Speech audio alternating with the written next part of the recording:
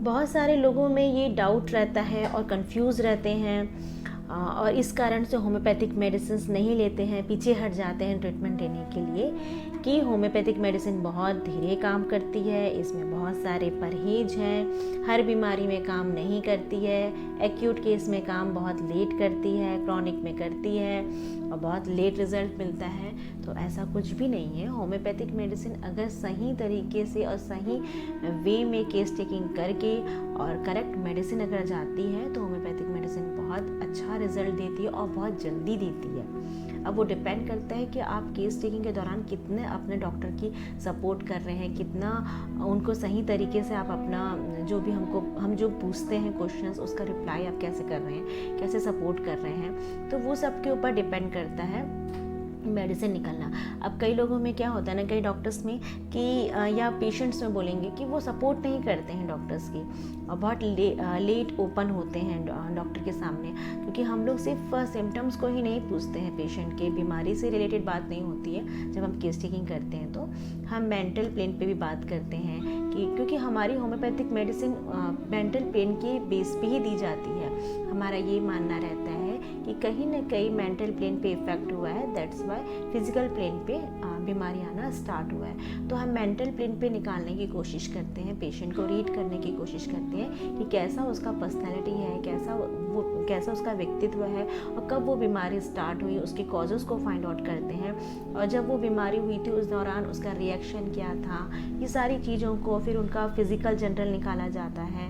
उसको कैसे प्यास लगती है, कितनी प्यास लगती है, ठंडा गर्म तासे निकाला जाता है, खाने में क्या पसंद है। लगता है कई पेशेंट लोगों की बहुत सिली क्वेश्चंस पूछा जा रहा है, but this is very important on homeopathic, क्योंकि होम्योपैथिक में ये सब चीज़ें इम्पॉर्टेंट रखती है। हम मेंटल पेन पे निकालते हैं और फिजिकल जनरल पे भी। देखिए अगर फॉर एग्जांपल अगर हम हेडेक की मेडिसिन दे रहे हैं, माइग्रेन की मेडिसिन दे रहे हैं, तो माइग्रेन के लिए बहुत सारी दवाइयाँ हैं, लेकिन माइग्रेन की अब हर दवाई को तो नहीं दे सकते और सारी दवाइयाँ तो नहीं दे सकते एक पेशेंट को, तो उनमें से कौन सी दवाई उस पेशेंट को सूट करेगी उसको निकालने के लिए हमको ये सब केस टेकिंग के दौरान जानना होता है। क्योंकि होम्योपैथिक दवाइयों में जैसे मान लीजिए हम सिंकोनाबाक मलेरिया को ठीक करता है तो वो प्रोड्यूस भी कर सकता है, तो जो उसकी में क्वालिटी है उस मेडिसिन में वो पेशेंट के अंदर में होनी चाहिए। जो भी उसमें सिम्टम्स हैं, जो मान लीजिए बेलोडोना का पेशेंट है तो बेलोडोना का जो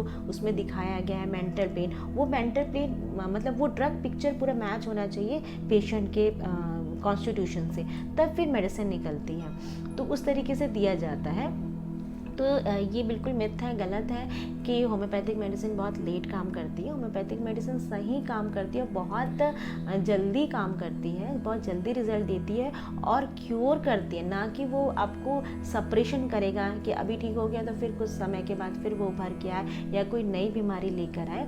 ऐसा नहीं होता है होम्योपैथिक मेडिसिन में। अगर सही दवाई गई और करेक्ट मेडिसिन गई तो फिर आपको ज़्यादा टाइम नहीं लगेगा, आप क्योर हो जाएंगे, परमानेंटली क्योर होंगे। तो अभी देखेंगे कई लोग, बहुत लोग, मतलब आप अगर पहले के कंपैरिजन है, पहले तो होम्योपैथी को लोग उतना विश्वास नहीं करते थे, ये सब चीज़ें थी, लेकिन अभी कुछ लोगों में ऐसा हो गया है, कुछ लोग ही होंगे जो नहीं ये चीज़ों में बिलीव करते होंगे, लेकिन मैक्सिमम लोग ऐसे हो गए कि अब होम्योपैथी की तरफ आ रहे हैं, क्योंकि वो समझ चुके हैं कि अब हर बीमारी के लिए अगर आप जाएंगे दूसरे पैथी में तो हर बीमारी के लिए कोई नई बीमारी आ गई, उसके लिए नई दवाई निकल गई। मतलब आप कितनी बीमारी, अगर 4-5 बीमारी आपकी बॉडी के अंदर है तो आप कितनी मेडिसिन खाएंगे।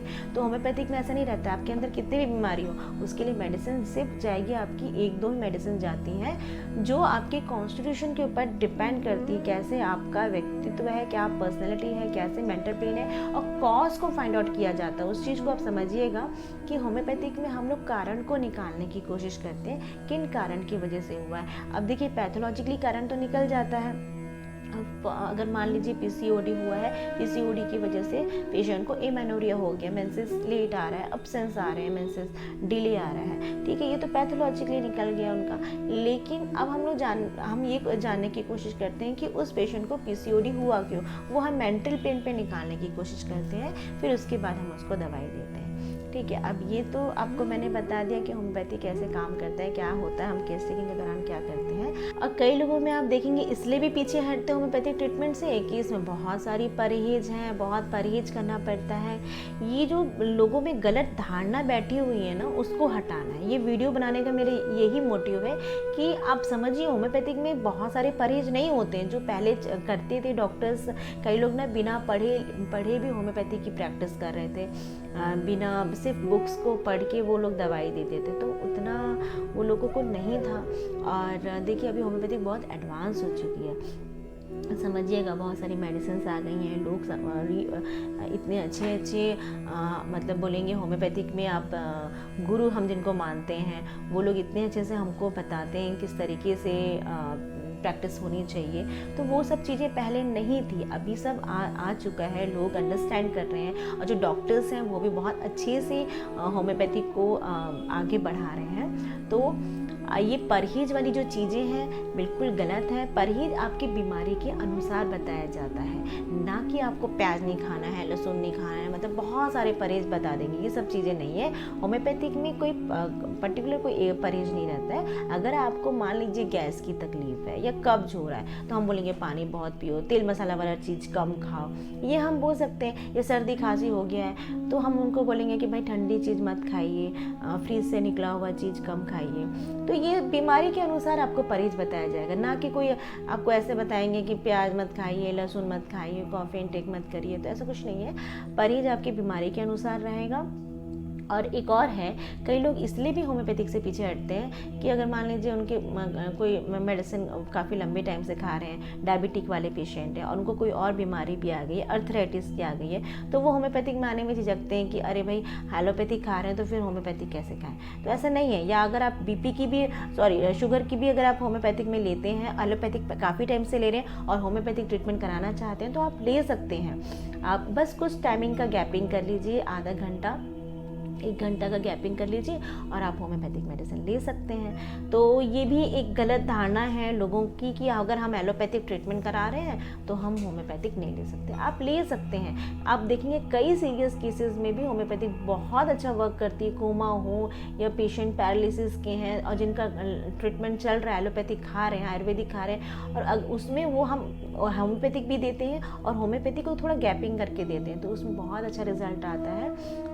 तो ये भी लोगों में गलत थॉट है, इसको आप लोग समझिएगा, ऐसा बिल्कुल भी नहीं है। और मेरे बहुत सारे पेशेंट हैं जो बीपी के हैं, डायबिटिक के हैं, वो आते हैं ट्रीटमेंट कराने के लिए और वो एलोपैथिक काफ़ी लंबे समय से खा रहे थे। अब मेरे पास जब आते हैं तो मैं उनको बंद नहीं कराती हूँ एलोपैथिक, उनको मैं देती हूँ होम्योपैथिक, कुछ गैपिंग करके खाने के लिए बोलती हूँ। और जब उनका रिपोर्ट्स नॉर्मल आने लग जाता है, मुझे लगता है कि अब थोड़ा गैपिंग करके देखते हैं, तो गैप करते हैं, फिर एलोपैथिक की मेडिसिन और होम्योपैथिक चलती है। तो इस तरीके से हम फिर उनका ट्रीटमेंट जारी रखते हैं। अब कई लोगों में ये भी रहता है कि होम्योपैथिक की मेडिसिन को कैसे लेना है, खाली पेट में लेना है तो हम कब लें, बहुत कंफ्यूज रहते हैं। तो मैं ये आपको बता दूं कि होम्योपैथिक मेडिसिन को आप खाना खाने के आधा घंटा पहले, मतलब अगर आप होम्योपैथिक मेडिसिन ले रहे हैं तो उसके आधा घंटा पहले और आधा घंटे बाद ना खाएं कुछ भी, बस मुंह में खाने का स्वाद नहीं रहना चाहिए जब भी आप होम्योपैथिक मेडिसिन लेते हैं। तो मान लीजिए सुबह ले रहे हैं तो आप उठते साथ ले लीजिए, एम्प्टी स्टमक में, जैसे उठे बेड से आप उठे तब ले लीजिए आप। और अगर आपका दिन का टाइम का डोजेस है, लंच के टाइम का है तो बिफोर लंच ले लीजिए, डिनर का टाइम है तो बिफोर डिनर ले लीजिए, इवनिंग का टाइम है तो जो आपका टी ब्रेक होता है इवनिंग में उसके आधा घंटा पहले ले लीजिए, मतलब मुँह में खाने का स्वाद ना रहे। आप बाई चांस अगर आप भूल जाते हैं मेडिसिन होम्योपैथिक का लेना और खाना खा लिए तो कोई दिक्कत नहीं है, आप मुंह कुल्ला कर लीजिए और होम्योपैथिक की मेडिसिन ले लीजिए। तो बिल्कुल ऐसा कोई वो नहीं है, एकदम टिपिकल नहीं है कि अरे इसमें बहुत सा परहेज है या बहुत टाइमिंग का, तो ऐसा कुछ भी नहीं। बस मुंह में खाने का स्वाद न रहे। होम्योपैथिक मेडिसिन बहुत अच्छा वर्क करती है।